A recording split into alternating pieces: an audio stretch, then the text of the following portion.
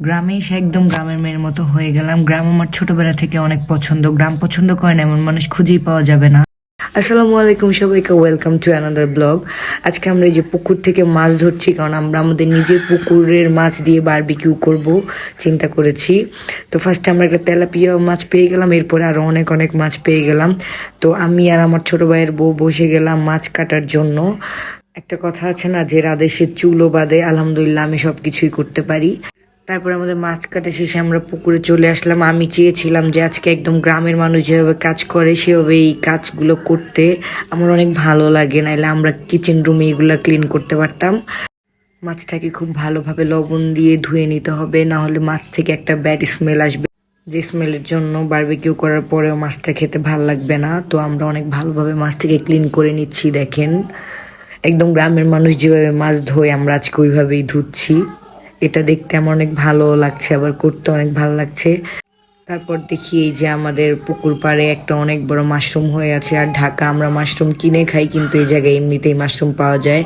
তারপর আমি কিচেনে আস্তে আস্তে দেখি যে ওনারা সবকিছু মেখে ফেলেছে, মানে লবণ মরিচ হলুদ জিরার গুঁড়ো এগুলো দিয়ে দিয়েছে। ফিশ বারবিকিউতে অবশ্যই কিন্তু লেবুর রস দিতে হবে। লেবুর রস না দিলে কিন্তু মাছ থেকে যে গন্ধটা সেটা যাবে না, মাছের কাঁচা গন্ধটা।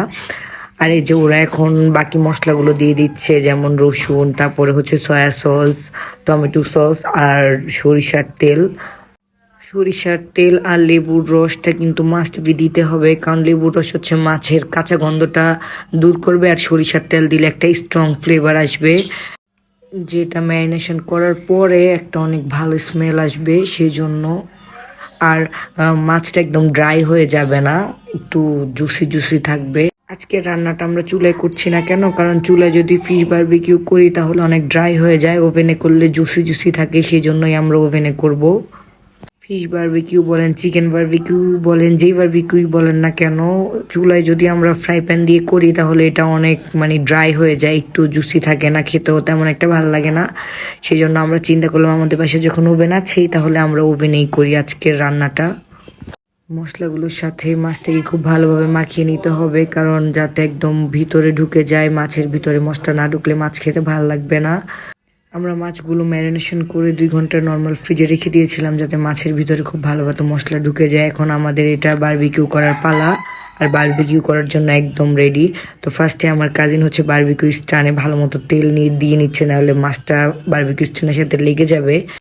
আমরা দুটো দুটো করে মাছ দিয়ে দিলাম, যেহেতু মাছগুলো একটু সাইজে বড়, 3টা জায়গা হবে না। আমরা টাইমার সেট করে দিব, আমরা এই জায়গায় 28 মিনিট দিব। 28 মিনিট দিলে এটা পারফেক্টভাবে কুক হবে। আর একই প্রসেসে বাকি মাছগুলো আমরা বারবিকিউ করে নিব। আর আমি বারবার বলছিলাম যে ওদের ওই যে ওভেনের উপরে যে স্টিকার, এটা কেন উঠায় না, আমি কি উঠিয়ে দিব, কিন্তু ওরা বললো যে না, এটা উঠাবে না। 6-7 মিনিট টাইম থাকতে আমরা মাছটাকে একটু উল্টিয়ে দিব, যাতে এই পাশটাও ক্রিস্পি হয়, সেই জন্য। মানে গ্রিলটা এমন হবে বাইরে দিয়ে ক্রিস্পি, ভিতর দিয়ে জুসি থাকবে। তো এক প্রকার যুদ্ধ করে আপনাদের মাছটা উল্টাতে হবে। দেখেন আমাদের মাছটার কি অবস্থা, মানে যতই তেল দেন না কেন স্টানে মাছটা লেগেই যাবে। এখন আমরা যে ম্যারিনেশনের পরে যে মশলাগুলো রয়ে যাবে বাটিতে, ওইগুলো একটু মাছের উপরে দিয়ে দিব। এটা সবাই জানি, আমরা এভাবেই গ্রিল করি সবাই। তা আমি একটু বলে দিলাম যদি নতুন কেউ থাকে সেই জন্য। দেন আবার 6 মিনিটের জন্য কুক করতে ওভেনটা স্টার্ট করে দিলাম। আর এই যে এখন আমাদের ফাইনালি শেষ, মানে মাত্র 2টা হয়েছে, আর অনেকগুলো আছে, আপনারা দেখতেই পেরেছেন। তো এই প্রসেসেই আমরা সবগুলো করে তারপর আপনাদেরকে আবার দেখাচ্ছি। আমার কাজিন খুবই যুদ্ধ করছে স্ট্যান্ড থেকে মাছগুলো উঠানোর জন্য। এই যে দেখেন আমাদের সবগুলো বারবিকিউ করা শেষ। মাছ ছিল 7টা, কিন্তু এখন আছে মাত্র মানে 3টা বা 4টা। আর বাকিগুলো ওভেন থেকে নামাতে নামাতে শেষ হয়ে গিয়েছে। আর এই দুটার মাথা কি খেয়েছে জানেন, আমার আম্মু আর আমার কাকি, কারণ এত পরিমাণ মুচমুচে হয়েছে এগুলোর মাথায়, সেই জন্য আমার আম্মু আর আমার কাকি খেয়ে ফেলেছে। লাস্ট 2টা মাছ আমরা খুব ভালোভাবে গ্রিল করেছি, যাতে একটু মুচমুচা হয়, কারণ মুচমুচে খেতেও ভালোই লাগে। আর গ্রিলে যদি আমরা হচ্ছে গিয়ে লেবু না দেয় তাহলে গ্রিলের পারফেক্ট টেস্টটা পাওয়া যায় না। তো আমরা একটু লেবুর রস দিয়ে দিলাম ভালোভাবে, যাতে একটু টকটক ফ্লেভারটা আসে। তারপর আমরা সবাই খেয়ে নিব। আজকের ভিডিও এতটুকু পর্যন্তই। সবাই ভালো থাকবেন, আল্লাহ হাফেজ। আর আমার গ্রামের ভিডিওগুলো কেমন লাগে অবশ্যই কমেন্ট বক্সে জানাবেন।